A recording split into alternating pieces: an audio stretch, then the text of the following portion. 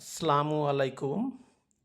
যারা মোটামুটি বাইন্যান্সে কারেন্সি নিয়ে ট্রেড করেন, এরা অধিকাংশ মানুষ লস করেন।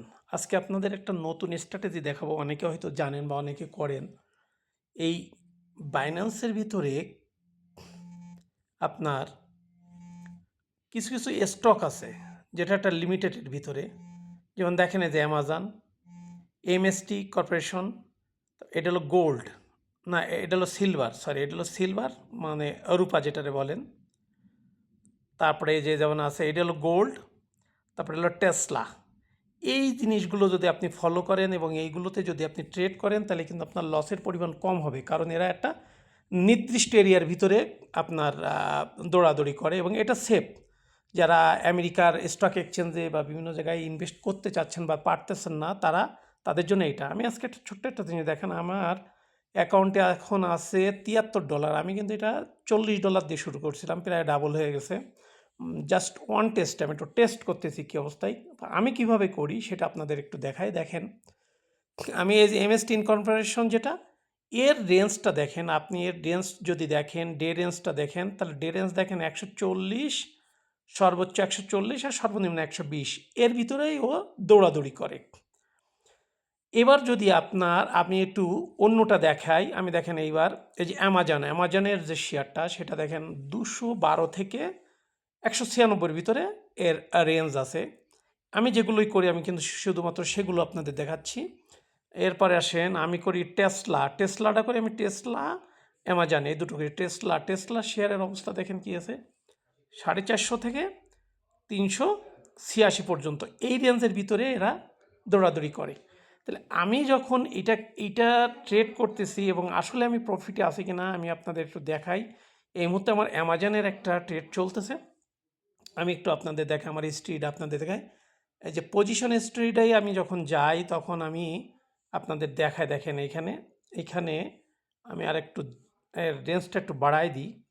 এখানে আমার আছে অল্প কয়েকদিন। আমি এটা 1 মাসের একটা হিসাব আপনাদের দেখাই। দেখেন, পচিনো স্টোরি আমার এমএসটি ইনকর্পোরেশনের যেটা, এটা এখানে $3 $49 প্রফিট। অ্যামাজনে হচ্ছে 1.63। তারপরে যে এমএসটি যেটা আছে $5.44।